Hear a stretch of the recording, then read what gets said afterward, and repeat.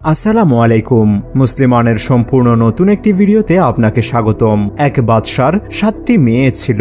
একদিন তিনি তার মেয়েদেরকে ডাকলেন এবং বললেন, আমি তোমাদেরকে একটা প্রশ্ন করব, তোমরা যদি সেই প্রশ্নের উত্তর দিতে পারো তাহলে তোমাদের জন্য অনেক পুরস্কার রয়েছে। বাদশা বলল, বলো তো তোমাদের পালনকর্তা কে এবং কে তোমাদের রিজিকের মালিক? 6 মেয়ে উত্তরে বলল, আব্বা হুজুর, আপনি আমাদের পালনকর্তা এবং আপনি আমাদের রিজিকের মালিক। যখন সবচেয়ে ছোট মেয়েকে এই প্রশ্নটা জিজ্ঞাসা করা হয় তখন সে বলে, আব্বা হুজুর, আমাদের একমাত্র পালনকর্তা মহান আল্লাহ রব্বুল আলামিন এবং তিনি আমাদের রিজিকের একমাত্র মালিক। ছোট মেয়ের মুখে এই কথা শুনে বাদশাহ অনেক রাগান্বিত হলেন এবং বললেন, আমি তোমাদের খাবার দেই, আমি তোমাদের ভরণ পোষণ করি, আর তুমি আমার কথা না বলে বলছো আল্লাহ তোমার পালনকর্তা, তোমার রিজিক তিনি দেন, এর জন্য তোমার উপযুক্ত শাস্তি হওয়া দরকার। এবার বাদশাহ সিপাহীদের আদেশ দিল ছোট মেয়েকে জঙ্গলে ফিরে আসার জন্য।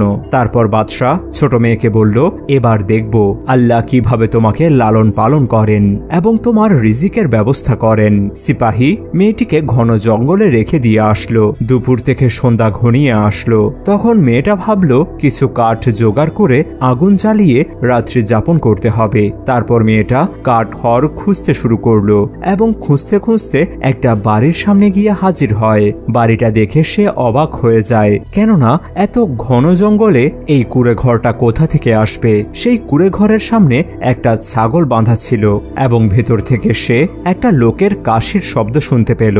মেয়েটা এবার কিছুটা ভয়ে ভয়ে কুঁড়ে ঘরের সামনে গেল এবং ভেতরে ঢুকে এক বৃদ্ধ লোককে পানির জন্য হাহাকার করতে দেখল।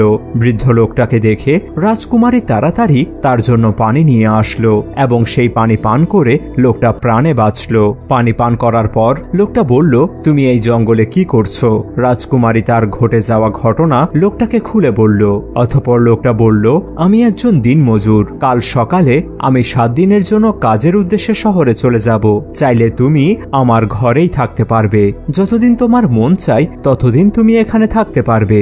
এখানে খাওয়া দাওয়ার সকল সামগ্রী উপস্থিত রয়েছে। পরের দিন সকালে বৃদ্ধ লোকটা যখন চলে গেল তখন রাজকুমারী সম্পূর্ণ কুঁড়ে ঘর গুছিয়ে রাখলো এবং সন্ধে নামার আগেই ছাগলের দুগ্ধ দহন করলো। অর্ধেক নিজে পান করলো এবং বাকি অর্ধেক বাহিরের একটি বাটির মধ্যে রেখে দিল, যেন কোনো ক্ষুধার্ত জীবজন্তু খেতে পারে। পরের দিন সকালে উঠে মেয়েটা দেখতে পায় বাটিটা পুরোপুরি খালি পড়ে আছে এবং বাটির সামনে একটা অমূল্য রত্ন পড়ে আছে। তখন হঠাৎ করে রাজকুমারীর মনে পড়ল, কোনো সাপ যদি খুশি হয় তখন এমন অমূল্য রত্ন রেখে যায়। তাই মেয়েটা মনে করল কোনো সাপ খুশি হয়ে এটা তাকে দিয়ে গেছে, আর এই রত্নের মূল্য সব রত্নের চেয়ে অনেক অনেক গুণ বেশি। এরপর মেয়েটা ওই রত্নটা সযত্নে রেখে দিল। পরের দিনও একই ঘটনা ঘটল, আর এমন করে মেয়েটি 7 দিনে 7টা রত্ন পেয়ে যায়। বৃদ্ধ লোকটা শহর থেকে আসার পর মেয়েটা তাকে ওই 7টা রত্ন থেকে 3টা রত্ন দিয়ে বলল, বাজারে এগুলো বিক্রি করে আসুন।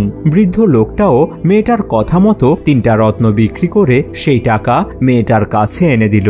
অতঃপর মেয়েটা একটা কাঠের কারখানা তৈরি করলো। তার কিছুদিন পর একটা রাজমহল তৈরি করলো আর বাকি 4টি রত্ন দিয়ে গলার মালা বানিয়ে রেখে দিল। মেয়েটা ধীরে ধীরে অনেক খ্যাতিমান হতে লাগলো, কেননা মেয়েটা যতই উন্নতি করছে ততই সবার মাঝে দান করছে। আর কোনো একদিন এই খবর তার বাদশাহ পিতার কাছে পৌঁছে যায়, কিন্তু বাদশাহ জানে না এই মেয়েটা তার নিজেরই মেয়ে। অতঃপর বাদশাহ মেয়েটার সাথে দেখা করতে চাইল, কিন্তু মেয়েটা বলল, আমি এক শর্তে দেখা করতে পারি, আর সেটা হলো বাদশার সব মেয়েদেরকে নিয়ে আমার সাথে দেখা করতে আসতে হবে। মেয়েটার প্রস্তাবে বাদশাহ রাজি হয়ে যায় এবং তার মেয়েদেরকে নিয়ে সেই মেয়েটির মহলে প্রবেশ করলো। কিন্তু মেয়েটা নিজের মুখ ঢাকা অবস্থায় সকলের সামনে আসলো এবং তাদের সাথে কুশল বিনিময় করলো। এবার বাদশাহ বলল, তুমি আমার মেয়ের মতো, তুমি কেন মুখ ঢেকে রেখেছো? তারপর মেয়েটা বলল, আচ্ছা আপনারা বসুন, আমি কিছুক্ষণের মধ্যেই তৈরি হয়ে আসছে। মেয়েটার এই কথা শুনে বাকি 6 মেয়েরা গোপনে আলাপ করতে লাগলো আর কত তৈরি তৈরি হবে, এমনিতেই তো অনেক সেজে গুজে রয়েছে। একটু পর বাদশাহ দেখলেন একটা মেয়ে খুবই সাধারণ পোশাক পরিহিত অবস্থায় তাদের সামনে এসে দাঁড়ালো। মেয়েটার পোশাক দেখে বাদশাহ হতভম্ব হয়ে যায়, আর তাই খুব ভালো করে দেখার পর চিনতে পারল যে এই মেয়েটা তারই ছোট মেয়ে, যাকে তিনি তার রাজমহল থেকে বের করে দিয়েছিলেন। বাদশাহ মেয়েটাকে দেখে সাথে সাথে কান্নায় ভেঙে পড়লেন এবং বললেন, আমি তোমাকে কত খুঁজেছি। তোমাকে খোঁজার জন্য রাতে আমি সিপাহী পাঠিয়ে দিয়েছিলাম, কিন্তু তোমাকে খুঁজে পাই নাই। তাই আমি ভাবলাম হয়তো জঙ্গলের কোনো হিংস্র প্রাণী তোমাকে নিয়ে গেছে। বাদশাহ কাঁদতে কাঁদতে আরো বলতে লাগলেন, আমার সব ধন সম্পদের বিনিময়ে হলেও এখান থেকে আমি তোমায় মুক্ত করে নিয়ে যাব। ঠিক তখনই মেয়েটা জবাবে বলল, আমিই তো সেই রাজকুমারী যার সাথে তুমি দেখা করতে এসেছো। এই কথা শুনে বাবা যেন আকাশ থেকে পড়লেন। তারপর মেয়েটা তার সব ঘটনা বাবার কাছে খুলে বলল, আর পরিশেষে আবার সেই কথা বাবাকে মনে করিয়ে দিয়ে বলল, বাবা, আমি বলেছিলাম না আল্লাহ আমাদের খাওয়ায় এবং ভরণ পোষণ করে।